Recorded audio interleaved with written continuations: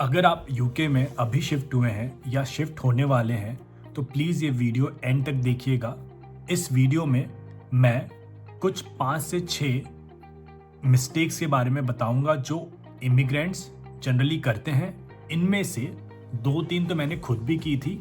ये मिस्टेक्स आपके पैसों पे, मेंटल पीस पे और लॉन्ग टर्म प्लानिंग पे इम्पैक्ट करते हैं। तो चलिए स्टार्ट करते हैं। Hi everyone, welcome back to my channel desi life in the UK through my eyes.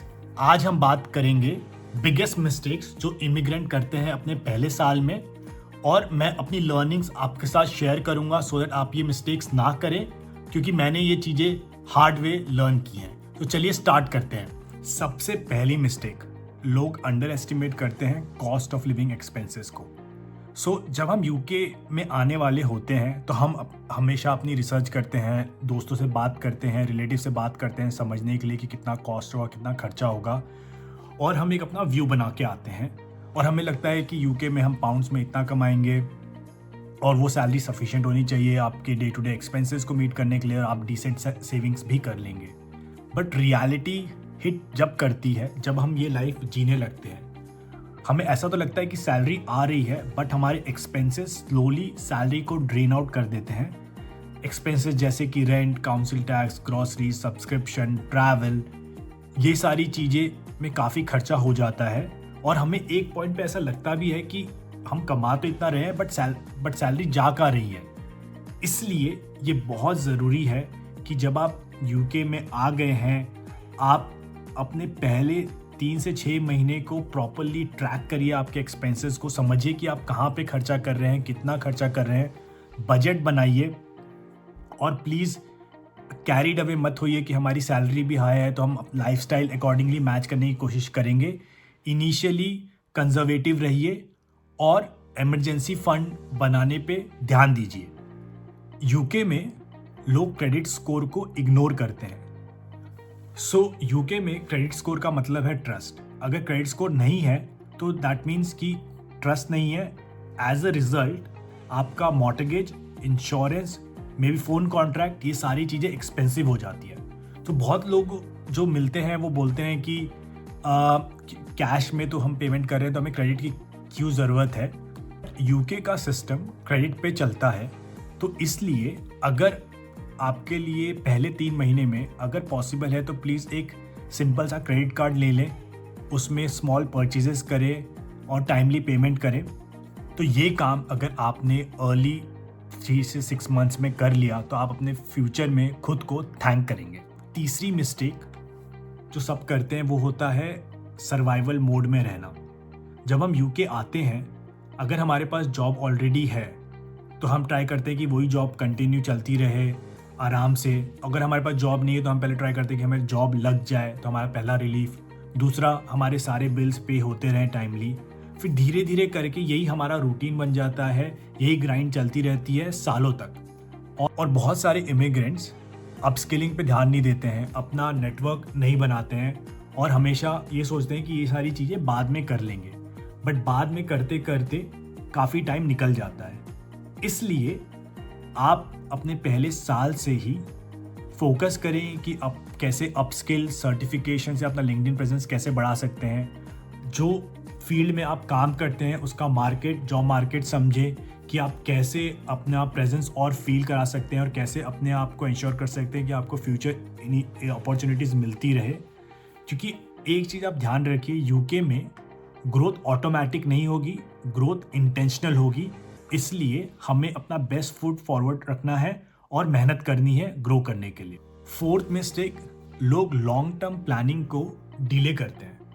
लोगों को लगता है कि यार अभी तो आए हैं, अभी क्यों करना है। जैसे कि आपका ILR हो गया या ISAs हो गए, पेंशन हो गया, अदर बेनिफिट्स हो गए, फैमिली प्लानिंग हो गई या घर खरीदना हो गया। लोगों को लगता है कि ये बाद में कर सकते हैं, बट जैसे ही टाइम निकल जाता है फिर लोगों को रियलाइज होता है अरे टाइम तो काफ़ी कुछ निकल गया और हमने अभी तक स्टार्ट नहीं किया है। इसलिए ये बहुत ज़रूरी है कि आप आने के बाद अपने पहले ही कुछ महीने में ये प्रोएक्टिवली प्लान करें। जैसे कि आप समझे कि पेंशन्स क्या होता है, बिना सोचे ऑप्ट आउट ना करें। आप समझे कि क्या क्या ISAs अवेलेबल हैं, जिसके थ्रू आप एफिशिएंटली सेव और इन्वेस्ट कर सकते हैं। अगर आपको आपके कंपनी से कुछ अदर बेनिफिट्स मिलते हैं तो वो एचआर से समझे और यूज़ और उसको अपने लिए यूज़ करें, क्योंकि यूके में अर्ली प्लैनर्स को रिवॉर्ड मिलता है, ना कि लेट स्टार्टर्स को। तो ये हमेशा ध्यान रखें। फिफ्थ मिस्टेक होती है यूके वर्क कल्चर को सही तरीके से न समझना। ये काफ़ी लोगों को सरप्राइज कर सकती है। जैसे कि यूके कल्चर में अगर आप लाउड हैं तो इसका मतलब ये नहीं कि आप अच्छे परफॉर्मर हैं। अगर आप हार्ड वर्किंग है इसका मतलब ये नहीं कि आपकी अच्छी विजिबिलिटी है ऑर्गेनाइजेशन में। अगर आप साइलेंट है इसका मतलब ये नहीं कि आप प्रोफेशनल हैं। यहाँ पे कम्युनिकेशन, अपवर्ड और डाउनवर्ड स्टेक होल्डर को मैनेज करना और सेइंग नो यहाँ पे भी एक स्किल है और जिसको अप्रिशिएट किया जाता है। मैंने देखा है काफ़ी इमिग्रेंट्स जो आते हैं वो ओवरवर्क करते हैं, उन्हें लगता है ज़्यादा काम करेंगे तो ज़्यादा एडमिरेशन मिलेगा, बट एज अ रिज़ल्ट वो अपनी बाउंड्रीज नहीं बनाते हैं, हमेशा बर्नट आउट फील करते हैं, ओवरवर्क करते हैं और एट द सेम टाइम ये भी उन्हें फील होता है कि उनके एफर्ट जितना वो पुट कर रहे हैं उसके बेसिस पे उन्हें रिवॉर्ड नहीं मिल रहा है। इसलिए आप अपने कम्युनिकेशन स्टाइल पे फोकस करें, उसको इम्प्रूव करें, अपनी विजिबिलिटी पे काम करें और एक्सप्लिसिटली हमेशा फीडबैक मांगे, तो आपको बहुत ये हेल्प करेंगे। सिक्स्थ और लास्ट मिस्टेक इस वीडियो के लिए, इमोशनल और सोशल साइड को इग्नोर करना।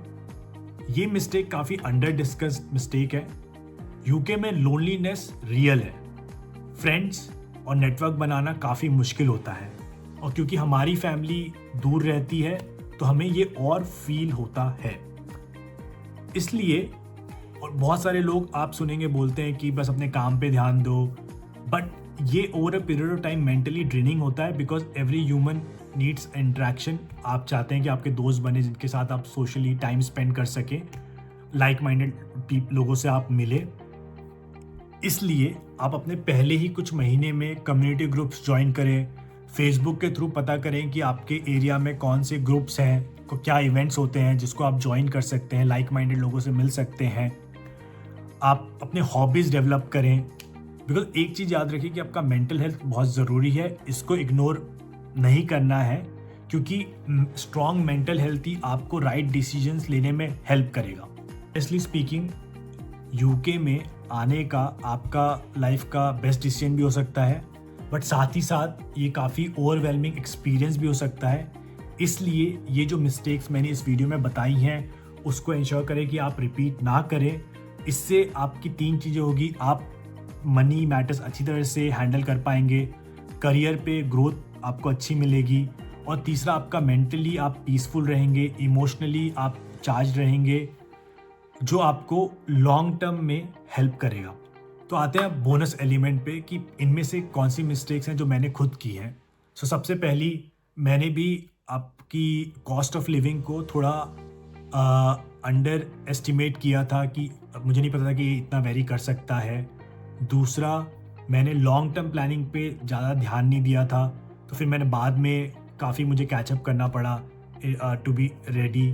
तीसरा, इमोशनल और सोशल साइड को मैंने कभी इतना रेलेवेंस नहीं दिया था, जो मुझे बाद में पता चला कि काफ़ी ज़रूरी है। तो ये 3 मेरी मिस्टेक्स थी। थैंक यू इस वीडियो को एंड तक देखने के लिए। अगर आपको ये कंटेंट अच्छा लगा तो प्लीज़ लाइक करें, शेयर करें और कमेंट करके मुझे बताएं। और प्लीज़ कमेंट करके मुझे ये बताएं कि आपको कौन सा सबसे बड़ा शॉक लगा था यूके में आने के बाद, या कौन सी बड़ी मिस्टेक्स आपने देखी हैं या आपने खुद की है यूके में आने के बाद। और हम यहाँ पे रियल इमिग्रेंट्स टॉक करते हैं, no sugar coating, only reality. तो feel free to share in your comments या मुझे मैसेज के थ्रू बताइए। Thank you once again for watching my video. जल्दी ही मिलते हैं नेक्स्ट वीडियो में।